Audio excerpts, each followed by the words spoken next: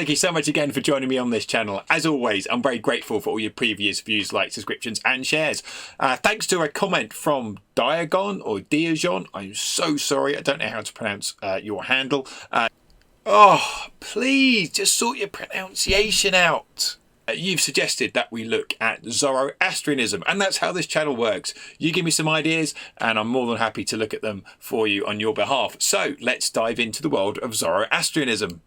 In terms of numbers of followers, as with any religion, trying to get an exact figure is very difficult. But the followers of Zoroastrianism number between 100 and 200,000. And as you can see from this map, they're focused mainly in the Middle East, in Iran, India, and with significant pockets in the United Kingdom and North America, as well as Australia.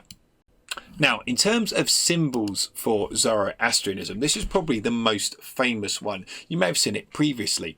It's called the Faravaha and is the best known symbol from ancient Persia. And Persia is what we know today as Iran. And you have this winged sun disk with a seated male figure in the centre. It's thought to represent Ahura Mazda, who is the god of Zoroastrianism.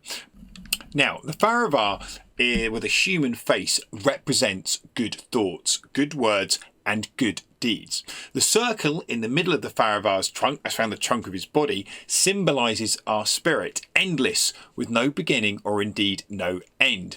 And the hand pointing upwards means that they have work to do in order to prosper. And the ring in the other hand symbolises loyalty and faithfulness. One of the earliest Maybe we should try that again. Now, the winged sun disk emblem actually goes back to ancient Egypt. And as with all symbols, its origins are shrouded in a little bit of myth. However, it did become a symbol of Horus, who was the sun god.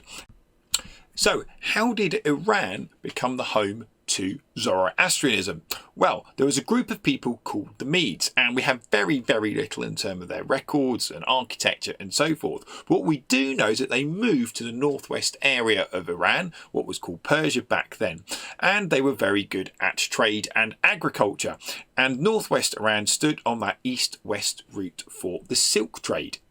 The Medes, having originated from where we believe is North India, they brought with them a polytheistic religion, that is, many gods, and there was a hierarchy of lots of little gods and one god at the top.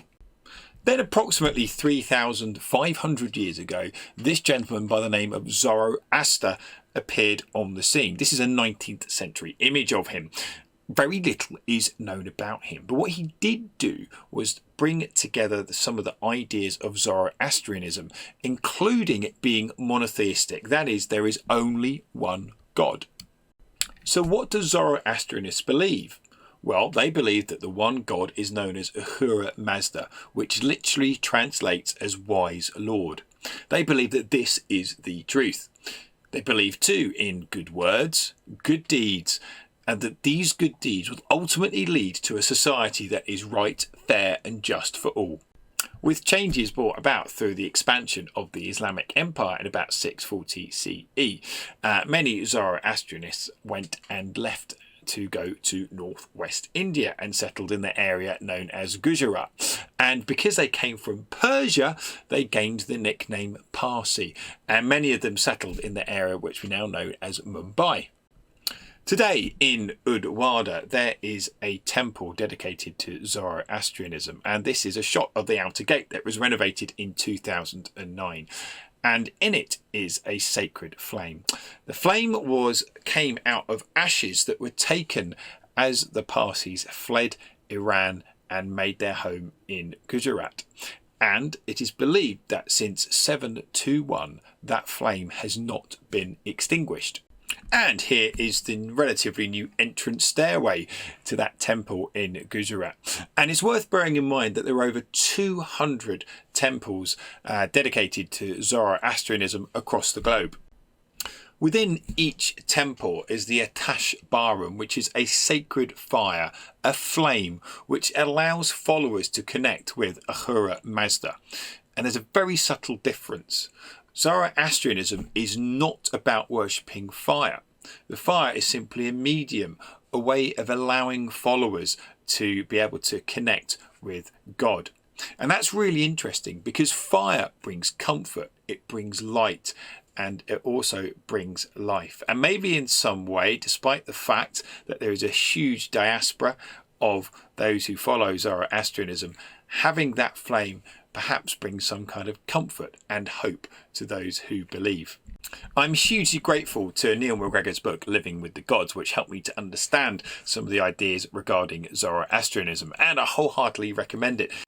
Equally so, if you are interested in Iran, in particular how the country is in the position that it is now politically, then I recommend Persepolis, which is a fantastic comic book and tells the story of the Iranian Revolution through the eyes of a young teenage girl. I don't know, maybe I should do this every video, and that would be, I know, is it a bit too short? Thank you so much for your suggestions, and as always, thank you so much for watching. Please do like, comment, subscribe. If there's anything you would like me to explore in these videos, then please do let me know. Have a very good and safe week, and as always, enjoy your learning.